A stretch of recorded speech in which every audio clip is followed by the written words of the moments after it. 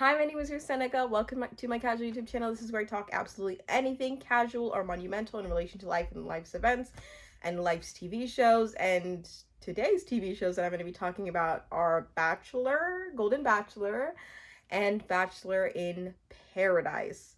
So, not if you know what my channel is about, I'm going to be talking about the standout moments as opposed to summarizing the whole entire thing. I also apologize for how absolutely late this is. I'm posting this on the day the next episode comes out because I just haven't had time because I've been traveling and I just me and my husband haven't sat down and watched this until Wednesday night, so this will be up the next day and then we'll be watching the next episode and then I'll get these episodes or these recaps uploaded on Fridays, if at the latest Saturday, Sunday. I don't know.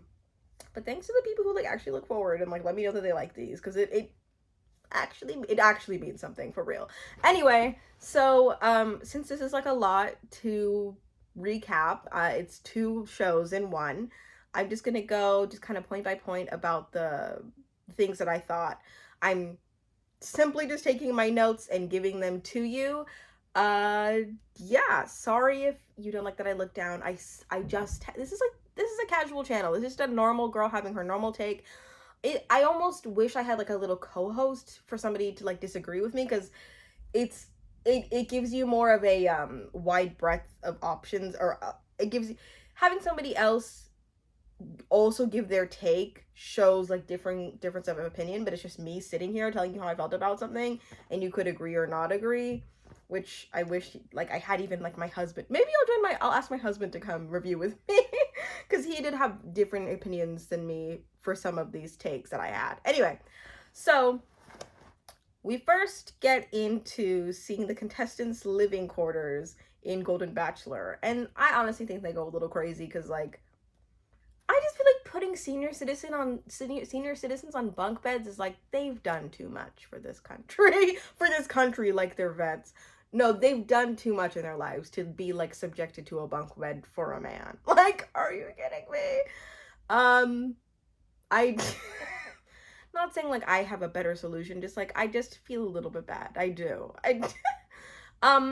Okay, so Jesse, does the typical, okay, guys, here, I'm gonna leave this here, doesn't explain anything. Then one of them is like, what's that?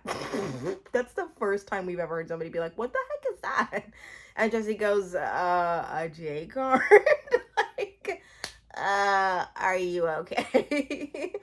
I feel so bad for that woman. Who was it? I forget. Maybe it was Ellen? I don't know. So, and then we see Gary go on the one-on-one date, and he has car trouble because the headlights weren't working yet. And you see somebody honking at him, and you're like, stop. The Bachelor budget couldn't afford to get Gary a better car. Where is the Bachelor budget? Why is there every single season it feels like there is some misuse of the Bachelor budget? They put too much stock in these random weird things, and you can't just get a solid car to rely on. The money is there. The money is there. I just don't understand.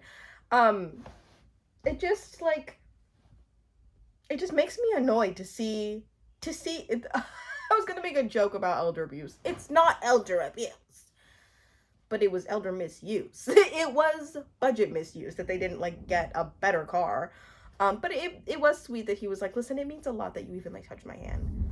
A 30-year-old would never just be like, I appreciate that gesture, it's really calming me down.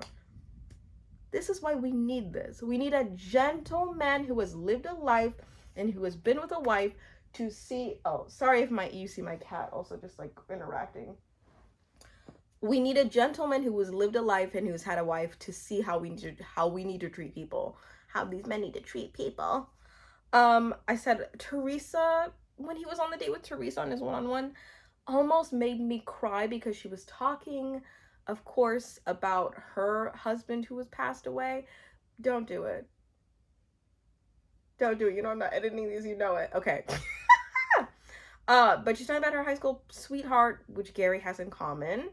And I just love seeing them connect. Even though it's over grief and something that's very unfortunate, it's just real, it's very real.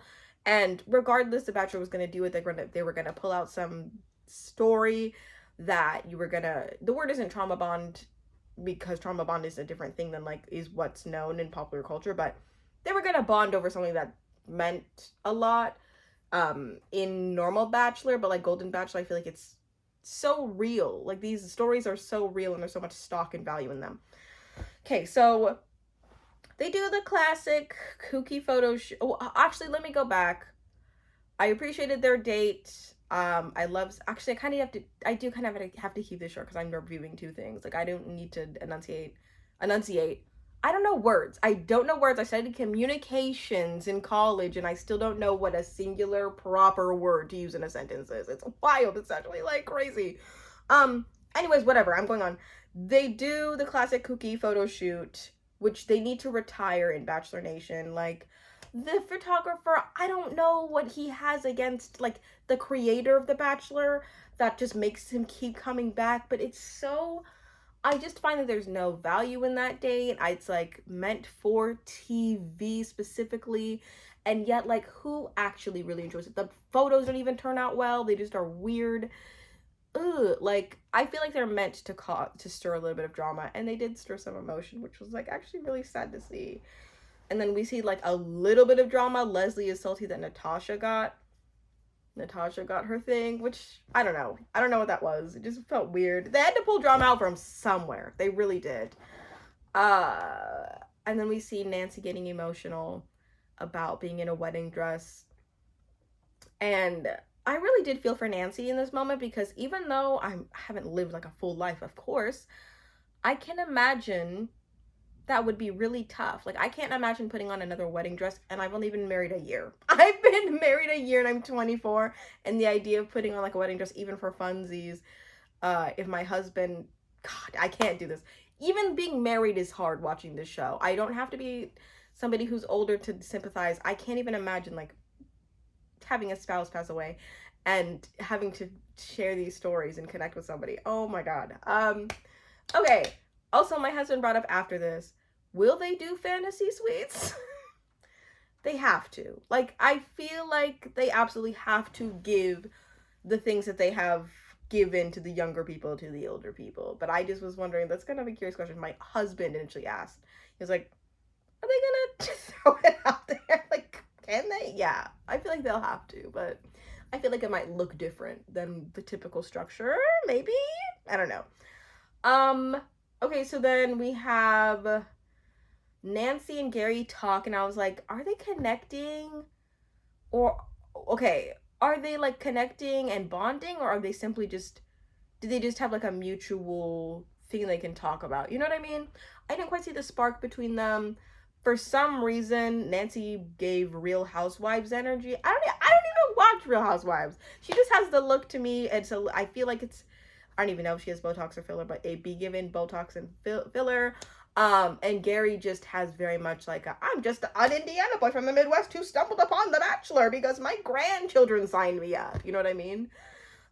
Very wholesome. Not that she doesn't give wholesome, but she gives something else. I don't know.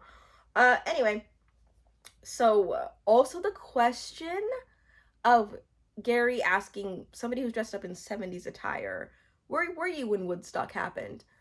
That was fantastic. I, having taken a history of rock and roll class, found out about what Woodstock was in that class, and the idea that these are the people that would have gone to Woodstock in their like not prime, but in their younger days is so fascinating. I want to hear about, I wanted him to ask that to everybody because I was fascinated as to what their answers could have been. Where were you when Woodstock happened? That's like cool. And the fact that she was like, well, I was like pregnant. So I couldn't go. It's great. Leslie, for me, this episode, I kind of felt like she gave I'm too young for you vibes. You know what I mean? I don't know what it is. Maybe because she does have that young, youthful energy that she kind of does, like, spread around. But there's just something about their vibe and connection that feels more like they would be friends. And they wouldn't run in the same circles. You know what I mean? Like, Teresa gives me they would run in the same circles. Faith gives me they might run in the same circles in different states. But there's something about Leslie that it gives me like, she's good for the show, but they're not good together.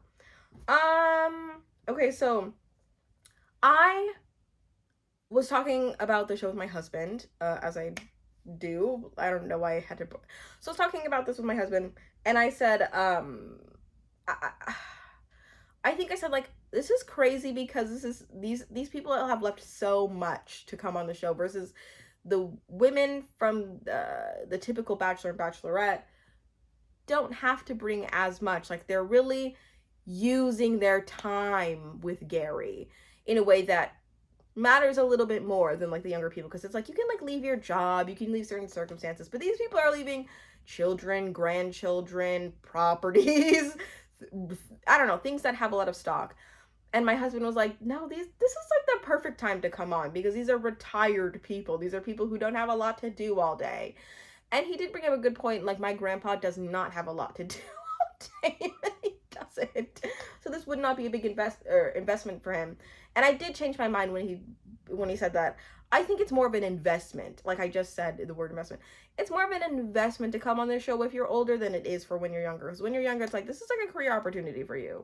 This is like an option for you to get away. And this might be an option for some people to get away because they're just retirees. Not just retirees, but like one of the women in the episode, at the end of this episode, said, some of us didn't believe we could have a second chance at love, and Gary's showing that. This is just so monumental, I feel like. So like, I don't know if anybody else feels that like these women are truly coming on and they have a lot of more stock in this show than the younger people do. Let me know. I personally feel that they have a lot more to invest. They have a lot more writing on this than the younger people. That's just my thought. Okay, so we are almost done with these notes. It's so crazy. I'm about to be in Bachelor in Paradise. But April, the therapist, before the rose ceremony goes, I'm gonna kill him if he doesn't give me the rose. Old people are just so funny because I feel like they know how to deliver jokes in a normal voice and not be like, I'm joking. Like, they don't care about telling you when they're kidding because they just are naturally very comical. I don't know. So the rose ceremony, Natasha goes home where they did not have energy. Honestly, when Natasha and Gary sat down the first episode and she was like, do this exercise. I'm Natasha. Be like, Natasha, you're going home.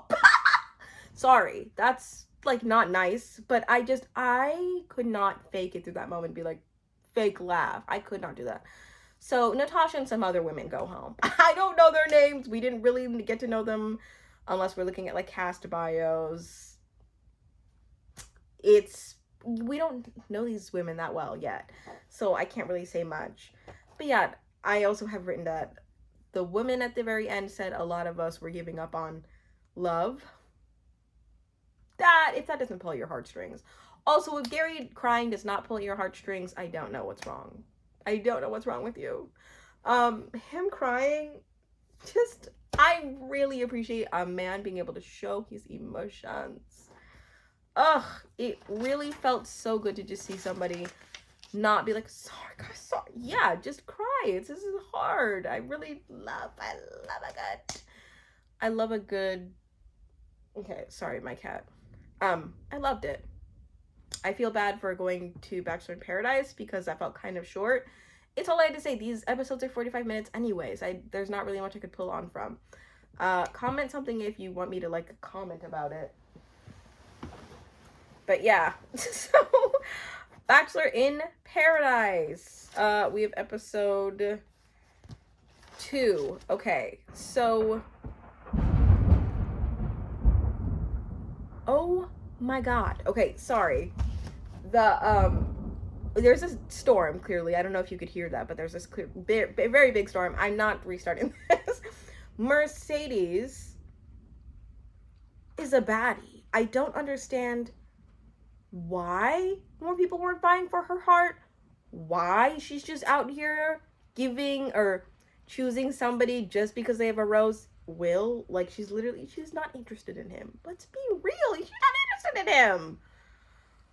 I don't get it. Anyway, Avon comes down and we're like, whoa, what the heck is gonna happen? Because Kylie just told Will that she was all into him, and then the one person she came for is showing up on the beach. So shoot, you should not have been like, nothing could wipe the smile on my face, because that's just, you know, when that's said, like, something's gonna happen, it's gonna happen, so don't say it. Like, at that point, the only hope that you have is just to, like, poison one of his drinks. Let's be real, like, that's literally the only chance.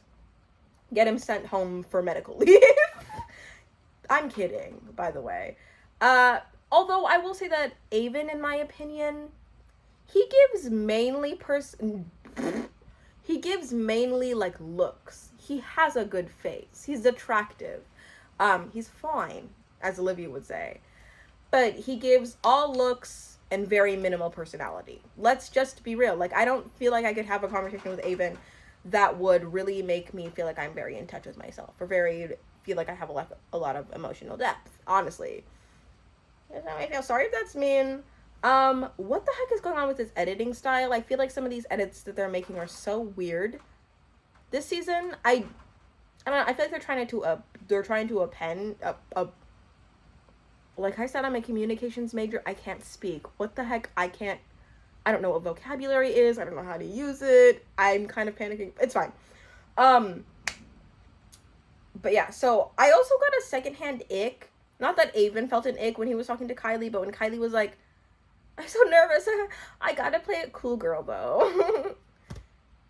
That was weird to me because it was kind of giving, like, I'm fake quirky, and, like, I know that you like it, so that's why I'm doing it. I gotta play it cool.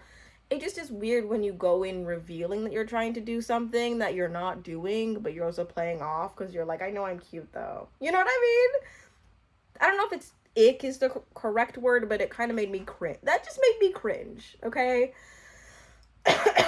Also, I should have said this right at the beginning. Why are we not having the Rachel and Avon discussion?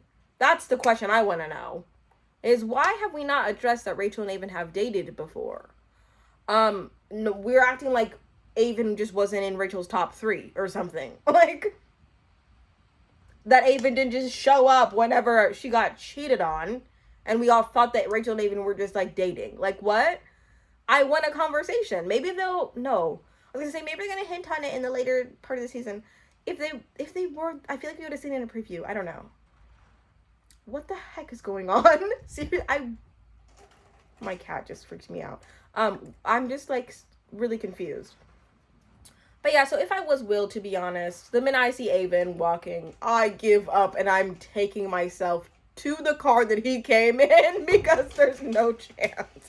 Avon is so much hotter than Will is. I told Chris that. I have to stop referring to my husband as my husband and just say Chris, because y'all are gonna know his name is Chris. I told Chris that I was like, he's so much hotter. He's so much, I don't know. He just is hotter. Like, that's all you have to be in paradise. You just have to be hotter than the next person and you're set. You're it.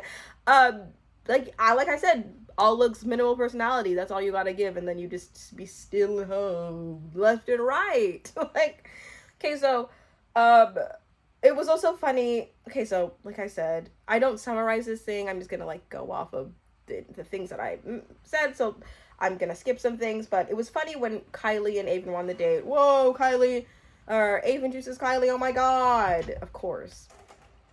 When Kylie was like, we have a lot in common.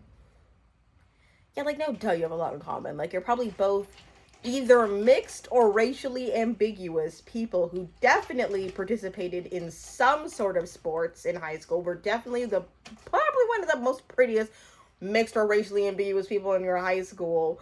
I've probably made probably made some money off of Instagram deals, and definitely, like, run in the same Bachelor circles. We have a lot in common. No one is shocked by that. There are so many racially ambiguous people here. It's just racially ambiguous paradise is what it is. There is a few monoracial people. I'm not even talking black. I'm literally talking white too. Like, it's... No. That's not... No. I don't even know what I'm saying here, but I feel like we all get it. It's like, if you are a caramel child and you happen to look like an IG model, you are the most sought after in paradise. Not saying that you're the majority, but you were like it. Like, you're golden. You're literally golden. Literally in your skin and your social status on the beach. It's very interesting. I don't have a problem with it. I do appreciate that Liza is our monoracial representation for the black girls. Not saying that the other girls aren't black enough. They're literally going to use that in a spoken word if they ever come out with their own spoken words. But to see a monoracial black person sought after in paradise is kind of not common. So I appreciate it. But actually, no. I appreciate Liza for what she stands for, but what is she doing on the beach? Is anybody excited to see Eliza? I kind of feel like she kind of fumbled the bag the first time. We were all sad for Rodney. They treated Rodney like he was Jesus himself and really mourned for him. And I feel like that's kind of unfair to Eliza. I did.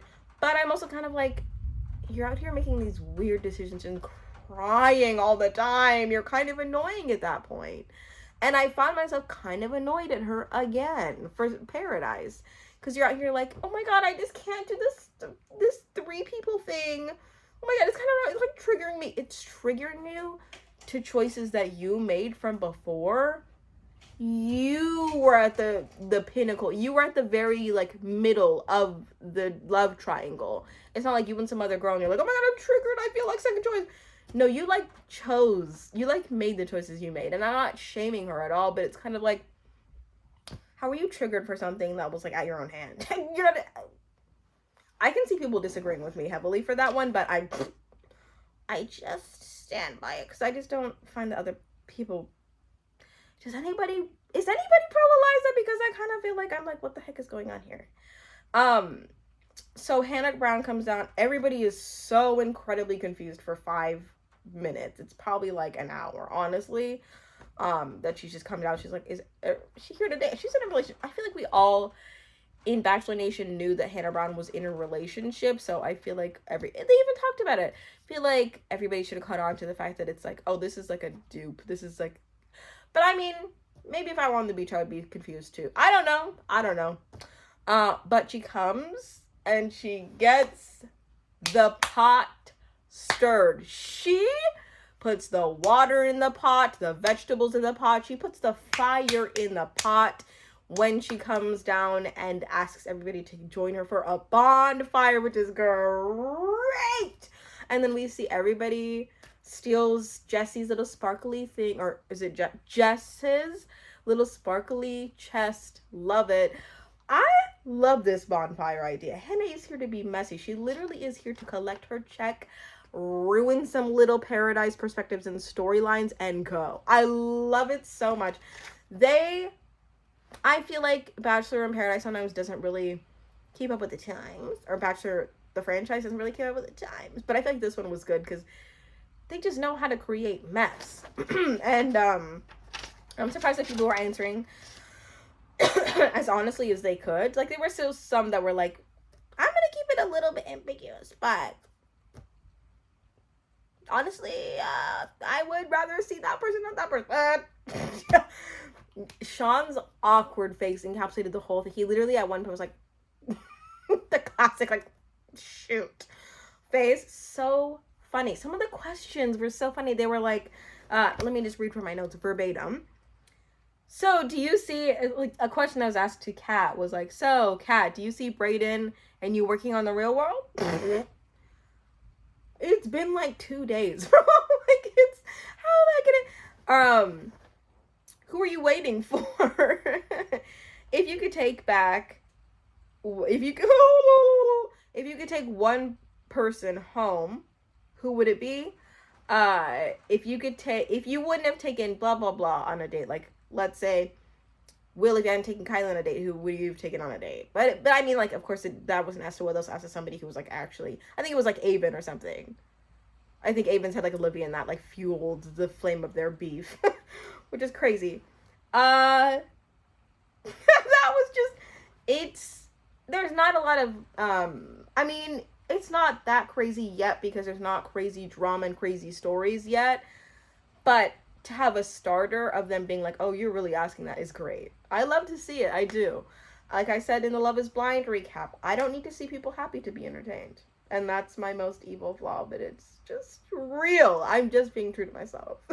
So then we see Rachel is using Sean for a rose. I stand by that. There's no way Rachel has a thing for Sean. Are you kidding me? Maybe they could be besties. They're not. I just kind of feel like Rachel has higher standards, especially looking at the people that she's been with in the past. People she's been with. Yeah, like the Clayton, or like the, who the heck was she with? Clayton, Zach, who the heck? No, she was with Clayton and Zach. No, but she sent Zach home. She was like, sorry, yeah. The type of people I feel like she gravitates towards is not Sean. Because I just couldn't see anybody being gravitated towards Sean. I just kind of weirded out by him as in general. And then also people who give out a pity rose, or people who are searching for pity roses. Mercedes does not like Will. Will is not in her social. I keep saying social circles as if like I could be like, well, my social circles are blah blah. I know where my social circles are, bro. They're with the introverts who like are in the corner playing with cats. Like, but I'm just saying, Mercedes and Will would not be a thing IRL. Mercedes should be pulling bigger fish, and Will is just the fish who just happens to be there with a rose, so she can like wait for somebody hotter, in my opinion. Yuck at Peter trying to brand himself as Pilot Pete. Yuck. I don't know if he's doing that to be like stupid. I don't know if he's doing that on purpose, but it grossed me out because I was like, we all know Pilot Pete is Peter Weber. Like, I just feel like know your place. You know what I mean? Like, we have one Pilot Pete and you're not it. So Peter and Aaron S get into it because Peter's like mocking Aaron S whenever he's talking to Sam, which also like, who is Sam? Sam is just there for me. But like, I also kind of feel like Peter and Aaron, even though they're different people, I'm like, those are the same people. They're literally just different fonts. Like, I look at them and I'm like, I could get their names easily confused. But that's also due to the fact that the show hasn't really told us who they are for real. So it's not me being like rude on purpose, but it's just kind of like, these are two military built men who look like each other, honestly. And then I was wondering, when we get to the rose ceremony, how long has Blake been dreaming of handing out a rose to himself? Because when he walked up and was holding the rose, I was just like thinking, this man has been a part of so many women-led rose ceremonies. He probably is like so ecstatic to have a shred of the power that he had to be stuck under. Like, it's so funny to me to view him. Also, people are saying that Blake is like hot now. I don't agree. I don't really see him as anybody who I'm like, I think he's just funny. Like, the fact that he's on the beach is funny. And I find it hard to believe that anybody else could be like, oh my god, I love him. I would date him.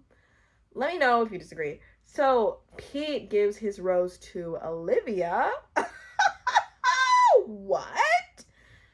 That was kind of cool, though, because I love Olivia's commentary. I love anybody who gives good commentary, as much as they're kind of miserable to watch on the beach because you're like, you don't got nobody. I know you're here for the gab. I know you're here for the tea, but it's just kind of like, you also kind of look silly. I am actually sad that Greer and Brooklyn went home, because Brooklyn is somebody who also will give us good commentary. But Greer, I just wanted to see more of her. We did. I don't know what it is about her, but something about her just, I'm gravitated towards her. Brooklyn, I'd rather even see Greer happy than Brooklyn. I also don't understand Greer and Mercedes. I felt like more people would be wanting to see them. And it doesn't really make sense to me that they're not vied after. So if he could get that changed, I'd appreciate it. But we all know they're going to be in relationships at some point. So all is well that will end well. I post these videos as often as I can, as quickly as I can. I couldn't post this video earlier because I was traveling last week. But wherever you are, whoever you are, whatever time of the day it is, I hope you have a good morning, afternoon, or night. And I hope that I can see you in the next recap. I do the Love is Blind recaps, and I do the Bachelor, Golden Bachelor Paradise, and Golden Bachelor Paradise. Yeah, basically. Whatever. Hope you have a good morning, afternoon, or night.